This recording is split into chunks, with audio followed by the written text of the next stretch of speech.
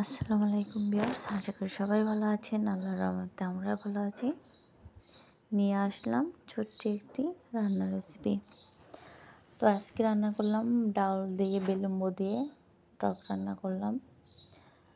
টক হয় না, বিলম্বটা অনেক টক, কিন্তু ডাউল দেওয়ার পরে অতটা টক থাকে না।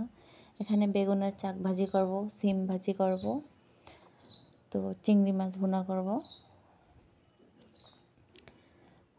তো ডালটা আমি তেলে দিয়ে দিচ্ছি।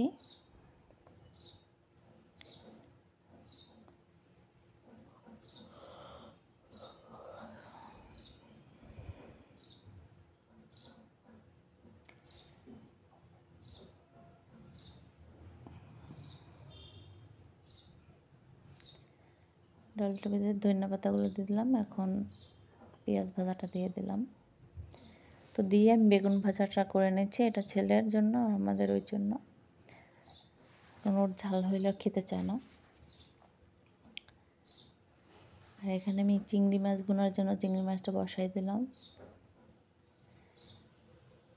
তো এখানে আমি পেঁয়াজটা ভালো করে ভেজে নেব। দিয়ে দিলাম একটু জিরার ফাঁকি,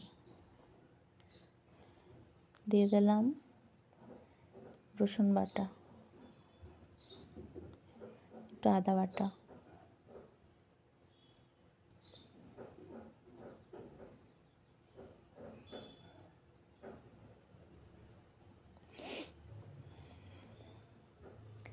তো সব কিছু পরিমাণ মতো দিয়ে আমি লবণ দিয়ে দিচ্ছি পরিমাণ মতো। দিয়ে দেবো হলুদের গুঁড়া, দিয়ে দিচ্ছি মরিচের গুঁড়া 1 চামচ।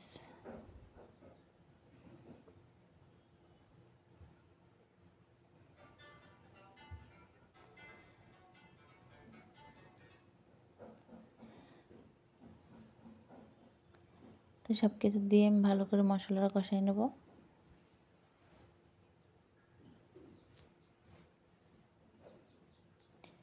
দিয়ে দেব চিংড়ি মাছগুলো। মশলাটা আমার কষানো হয়ে গেছে, তো চিংড়ি মাছগুলো দিয়ে দিলাম। চিংড়ি মাছগুলো দিয়ে আমি ভালো করে কষাই নেব।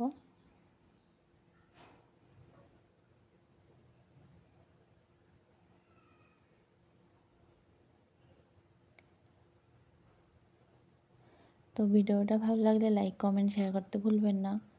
আর অবশ্যই ভালো হোক খারাপ হোক অবশ্যই কমেন্টে জানিয়ে দেবেন যে কেমন হয়েছে।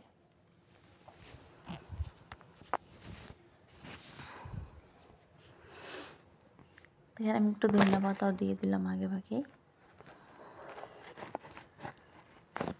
তো ভালো করে আমি কষাই একটু ঝোল দিয়ে দেবো।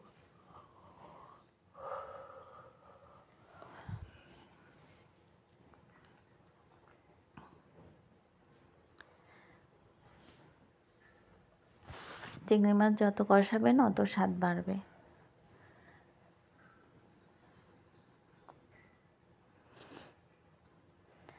চিংড়ি মাছটা আমি ভালো করে কষাই নিলাম।